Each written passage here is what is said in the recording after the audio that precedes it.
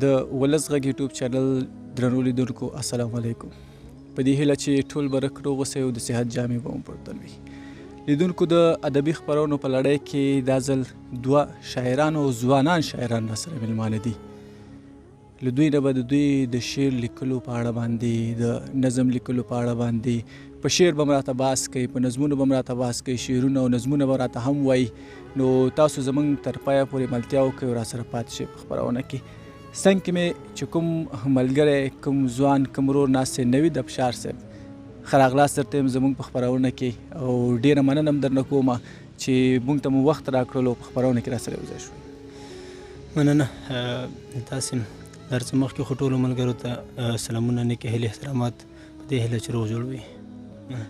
او تر څنګ مې بل ګران ورور، بل ملګری، ځوان شاعر چې په کم وخت کې په شاعرۍ کې ډېر نوم پیدا کړی دی، سبحان الله جلیلزی صاحب.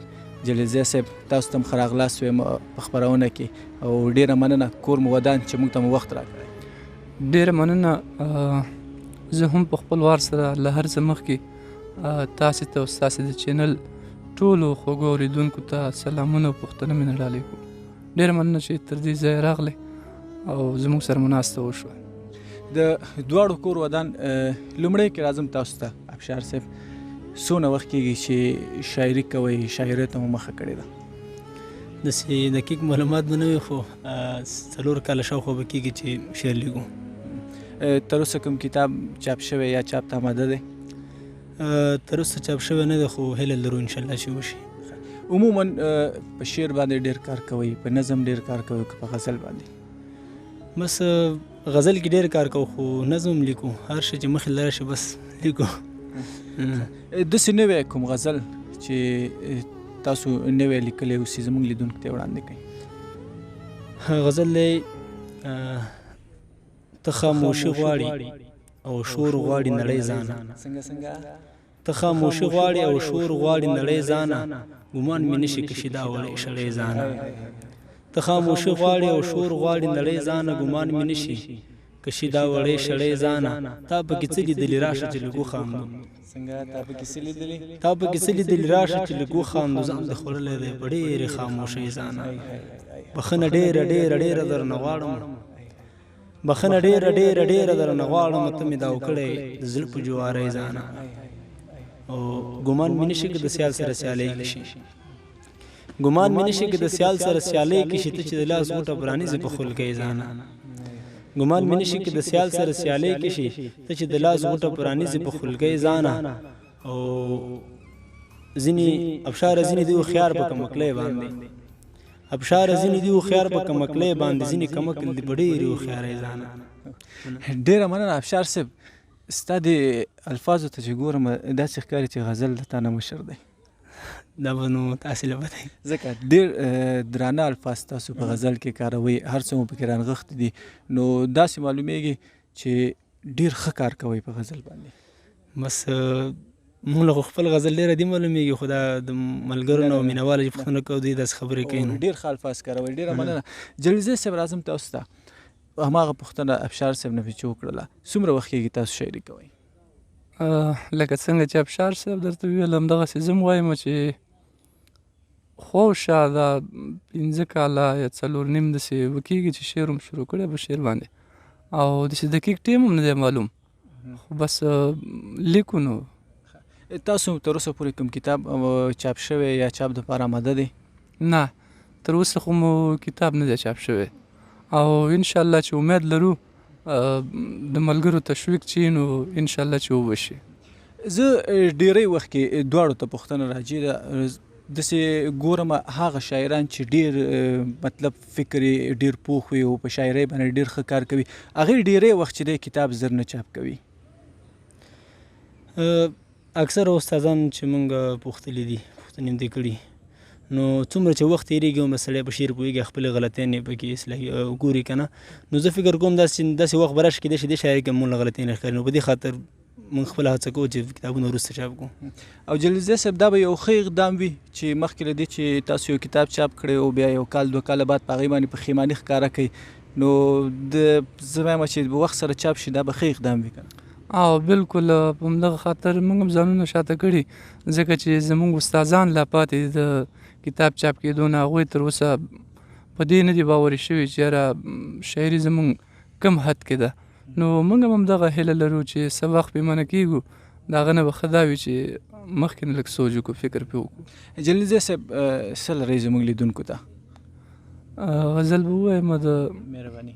غزل نه مخکې یو دوه بیته دي چې دردېږمه خوږېږمه په لاره د انسان دردېږمه خوږېږمه په لاره د انسان دردېږمه خوږېږمه په لاره د انسان له مانه ورکه شوې ده هنداره د انسان دردېږمه خوږېږمه په لاره د انسان له مانه ورکه شوې ده هنداره د انسان په زړه کې به یې دا وي چې قاتل زما همدا دی په زړه کې به یې دا وي چې قاتل زما همدا دی له ځمکې مرغه پورته شي له ډاره د انسان.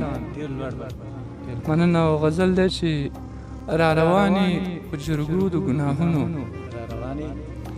را روانې په جرګو د ګناهونو اوښکې څاڅي په سلګو د ګناهونو او ټیټې سترګې چې نن ستا در کې ولاړ یم ټیټې سترګې چې نن ستا در کې ولاړ یم زه نیولی یم میرګو د ګناهونو ځمکه څه ناڅه صفا د لمر په وړانګو ځمکه څه ناڅه صفا د لمر په وړانګو غیر له دې نه خو زانګو د ګناهونو ځمکه څه ناڅه صفا د لمر په وړانګو غیر له دې نه خو زانګو د ګناهونو او ته که شورې زه خاموشه سمندر یم ته که شورې زه خاموشه سمندر یم درد دې وړی شم په اوږو د ګناهونو توبه وباسه او نوی ژوند شروع که وینه توی که له رګو د ګناهونو مننه. توبه وباسه او نوی ژوند شروع که وینه توی که له رګو د ګناهونو حس د هر اندام مې ورک دی جلیل ضیا حس د هر اندام مې ورک دی جلیل ضیا روح مې بار دی په لرګو د ګناهونو. ډېره مننه. خوشحاله اوسئ. ابشار صاحب راځو تاسو ته کوم وخت کې شعر لیکئ؟ بس شعر ده نو چې کله راشي لیکو هر وخت داسې ځانګړی وخت دی بار نشته زموږ د خوا نه. ځینې شاعران د یو خبره داسې زیاته کوي وایي شعر الهام دی. دا څومره حقیقت لري؟ ولا زیات استادان وایي چې الهام دی او ځینې استادان دا وایي چې الهام نه دی خو بس شعر دی لیکو چې هر شی دی موږ دې کیسه کې نه یو. ابشار صاحب راځم تاسو ته د شعر د لیکلو علت مو لومړی څه شولو چې تاسو شعر لیکلو ته مخه کړه؟ والله که درته ووایم ځینې وخت کې خلک ستاسو خبره هم نیسي څوک وایي د وطن مینه وه څوک وایي اشوکۍ کې ناکام شو شوخي دې پکې اوسي که نه څوک وایي یو بله خبره وه داسې یو څه به و ستاسو په شاعرۍ کې حتما. نو زما شاعري خو چې کومه ده زه چې څومره خپله فکر کوم که نه د شعر سره مینه وه یوازې او یوازې د شعر سره مینه وه او له همدې وجې نه وتوانېدم چې شعر مې ولیکم. ډېره مننه. ابشار صاحب څه لرئ لیدونکو ته زموږ؟ بس یو څو بیتونه به ووایم. بیتونه به همداسې دیکلوماکیه کې ترنم کې به وایي؟ دیکلمه به وکړو د بیتونه به ترنم وکړو. مهرباني. دوه بیتونه دي چې درې شي.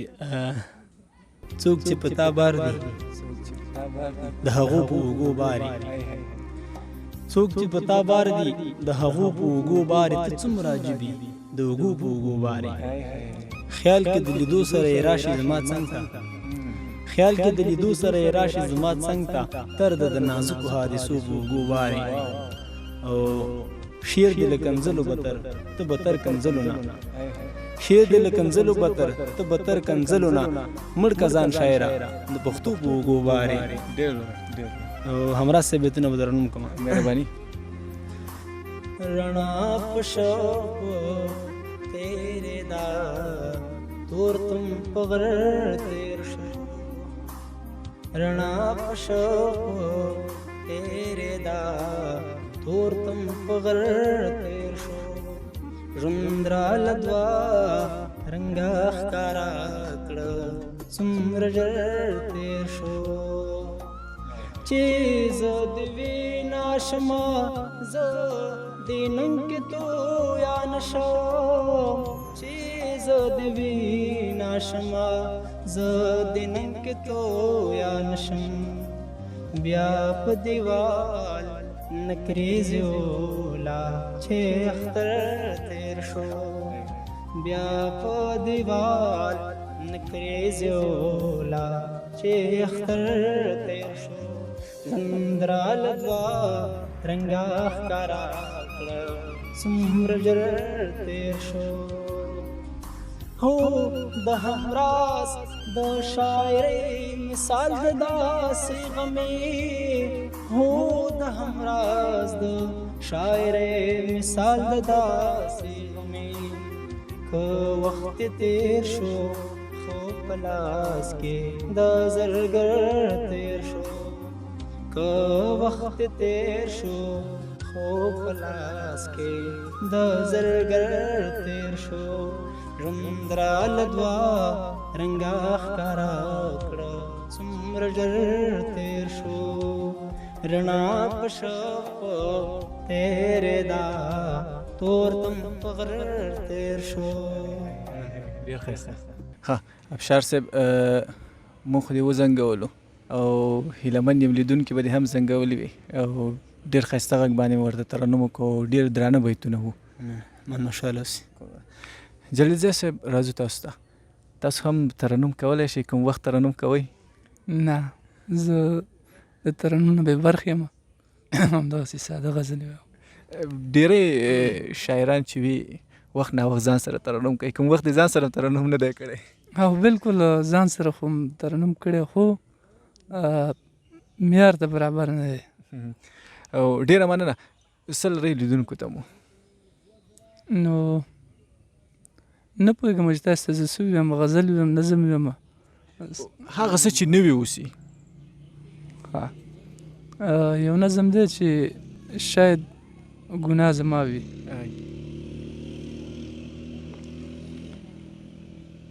زه شمع نه یم هم څراغ نه یم زه پتنګان او زنده سره نه سېزم ځکه چې زه یم د ښیښې دننه زه یم د نوي دور نوې رڼا زما هدف دی رڼا داسې رڼا چې شمکورتیا ختمه کړي چې په پردو پرېوځي پردې د زړه د سترګو خو ما ته ناس مخلوقه واوره زما له رڼا تاو څادره زه د رڼا بدل کې څه غواړم خو ما ته ناس مخلوقه واوره زما له رڼا تاو څادره زه د رڼا بدل کې څه غواړم څادره خور شي او رڼا ښه غټه شي غواړم بلا شي رڼا بلا حامله بلا چې زیږونه وکړي زیږون بې شماره زیږون خپلو بچو سره فعالیت شروع کړي ټول تورتمونه وخوري چې ټول ذهنونه پاک کړي او نفرتونه وخوري خو زه په دغه راز هېڅ نه پوهېږم ولې اکثر زما رڼا ته تشي زه څوک په خپلې رڼا نه سېزم خو ولې زما رڼا ما خپله سېزي جهالت ټول یو ځای شي لکه په سمڅه کې مزل د رڼا زما رڼا د تورتمونو ښکار شي شاید ګناه زما وي شاید زه خپله ګرم یم ځکه چې زه ذهنونه پاک غواړم دا هم منمه که نه چې د اصلاح صابون کارېږي چېرته هلته زګونو کې لاسونه ورک شي ډېره مننه ډېره مننه جلیل صاحب فکر کوم تاسو نظم ته ښه پوره کار کړی دی. مننه والله بس تا یو پکې نو کله نظم لیکو کله غزل لیکو دواړه باندې کار کوو. ابشار صاحب وروستیو شیبو کې ستاسو له خولې نه صرف 2 یا 3 بیت اورو.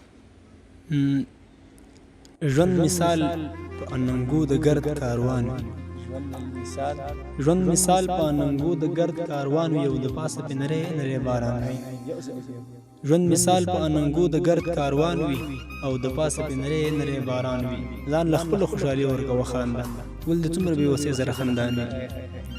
ډېره مننه جلیل صاحب تاسو نو 2 یا 3 بیت اورو. شکر زما په هر صورت خو ته زما مه غواړه شکر زما په هر صورت خو ته زما مه غواړه څوک چې زما په رقم وي زویه دا غلی به وي ته ماته مه وایې چې زهر دې دا مه ښکلوه زهر د زهر رقم وي او که نه ښکلی به وي. ډېره مننه جلیل صاحب چې موږ ته مو وخت راکړو او زموږ خپرونه مو په ښکلي غزل او نظم باندې لار رنګینه کړله. ډېره مننه له تاسې څخه چې تکلیف مو وګاله او زموږ تر څنګه راغلی کور مو ودان. ابشار صاحب له تاسو هم ډېره مننه چې په ښکلي نظم او غزل باندې مو زموږ خپرونه لا ښکلې کړله. ډېره مننه، خوشحاله اوسئ. بس تاسې مونږ دلته دې ځای رالي زموږ سره مرکه وکړه. درنو لیدونکو، دا وه زموږ د نن ورځې ادبي ناسته چې د دوه ځوانانو شاعرانو ترمنځ ناست ومه او خپرونه مو ستاسو په درانه چوپړ کې ستاسو مخې ته کېښودله. تر بیا چې په یو بله خپرونه کې ستاسو په درانه چوپړ کې حاضرېږو، تاسو ټول په پاک سپېڅلي رب سپارو. هر چېرته چې یاست ښاد یاد بریالي اوسئ. پاک الله مو مل شه.